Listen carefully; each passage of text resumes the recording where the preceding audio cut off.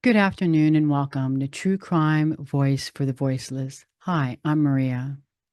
Today we're going to discuss the ex-stalker horror relationship turned violent case. Now let's get to it.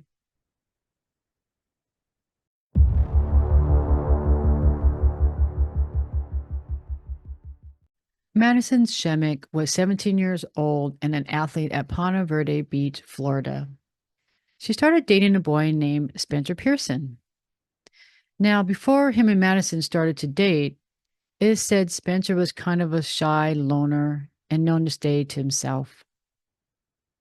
At first, everything was great. Spencer was on the football team. He and Madison would hang out, go to the movies, hang out with her friends. It seemed like Spencer was feeling more included since he was dating Madison. Now, allegedly, Spencer started getting depressed and started to be very controlling of Madison. Things took a turn for the worse, and Madison broke things off with Spencer. Now, Spencer was not happy about the breakup at all. It is alleged he started to stalk her. He would follow her around. He'd show up at places that she was at. It even got so bad that one day she was driving home and Spencer was following her. She turned down one street, he turned down that street. She even went down his street to his neighborhood, hoping he'd go home, but he didn't. So she called her friend on the phone and she drove to her friend's house. Now, after that, Madison's parents took steps to protect Madison, but that ended up not being enough. On July 3rd of 2023, Madison and her mother and some friends decided to go get some lunch at a place called Mr.Chubby's Wings. While they were eating, all of a sudden Spencer walked past their table.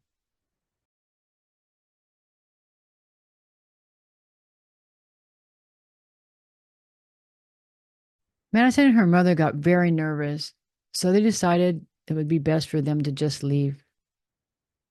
So they grabbed their stuff and got to-go containers. As they were leaving, they stopped and talked to a worker and they explained the situation with Spencer, how he's been stalking Madison, and that they felt fearful, so they were leaving. Now, you could actually see all this stuff taking place on a surveillance video in Mr. Chubby Wings.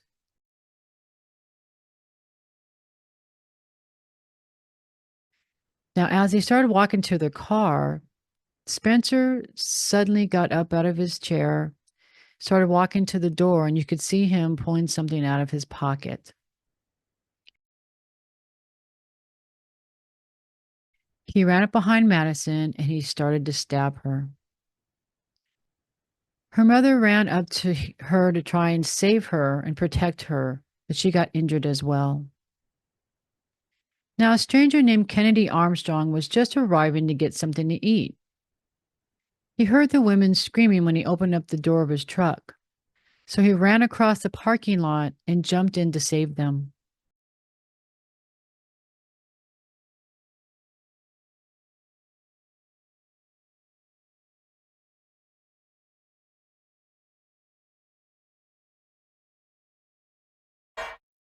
Okay. 911, what's the address of your emergency? Somebody just got stabbed right in front of Chubby's. This boy has just stabbed a girl. You guys need to come quick. Now, Madison was stabbed 17 times. He stabbed her in the back and she became paralyzed. The hero Kennedy Armstrong was badly injured as well. He was sliced in the hand and he had to have surgeries.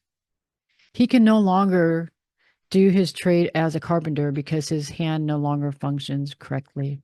Madison's mother was sliced in the forehead and stabbed in the leg. Madison was fighting for her life. Spencer tried to unalive himself by slashing his throat. A bystander ran up and grabbed a knife from Spencer, but he had already slashed his throat. The scene was absolute chaos. If it wasn't for the actions of Kennedy Armstrong, they may have all lost their lives that day. Madison was in the hospital for a very long time. She had to go through surgeries, physical therapy to learn how to use her limbs again. She has been through hell. But she is probably one of the strongest person I've ever seen in my life. And she was only 17. Not only was she able to walk at her high school graduation, but she has been a wonderful example of what a strong person can accomplish. The former star athlete is now dependent on a cane to walk and move around. Now, 19-year-old Spencer Pearson pleaded guilty to 2 counts of attempted first-degree M and 1 count of aggravated battery causing bodily injury. At the trial, Spencer got up and apologized to everyone and asked for forgiveness and mercy from the court. Spencer's father also got on the stand and begged for mercy for Spencer. He stated his son needs help and he didn't realize how bad it was. Now, Madison's brother got on the stand and spoke of what this has done to their family and all the hell his sister has gone through. How his mother has a lot of issues now because of this horrible event. That Madison has nightmares and she has a hard time even sleeping. Now, Madison's mother got on the stand as well and explained what she has been going through since this event. But she also stated that she's extremely proud of Madison, but she still has a long road ahead of her. Madison walked with a cane and some help to the stand.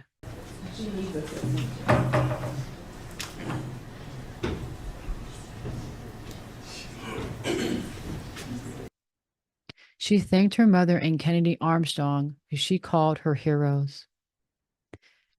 As she spoke, you could see Mr. Armstrong holding back tears. She stated, throughout the barely 6 months I was in the relationship with him, I had felt stripped of everything I knew I truly deserved. I knew not only did I not feel happy, I felt suffocated, trapped, manipulated, and controlled. I knew that the relationship was giving me far less than what I deserved. She told the court the defendant intended to unalive her that day, and she is asking for him to be given a life sentence. Now, her hero, Kennedy Armstrong, took the stand and stated, Spencer is a coward and could not deal with the breakup between him and Madison. He stated Spencer should go to prison for life. After he left the stand, the judge gave the sentence.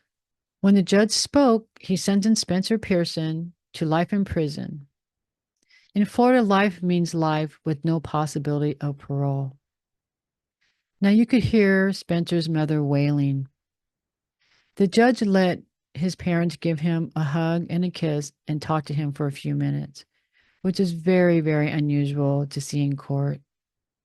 If you are in an abusive relationship, please leave and ask for help.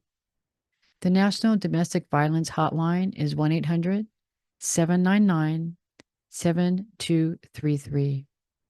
And please stay tuned for the featured missing child at the end of the video.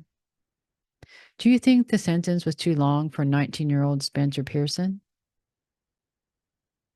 Thank you for watching True Crime Voice for the Voiceless. Bye for now.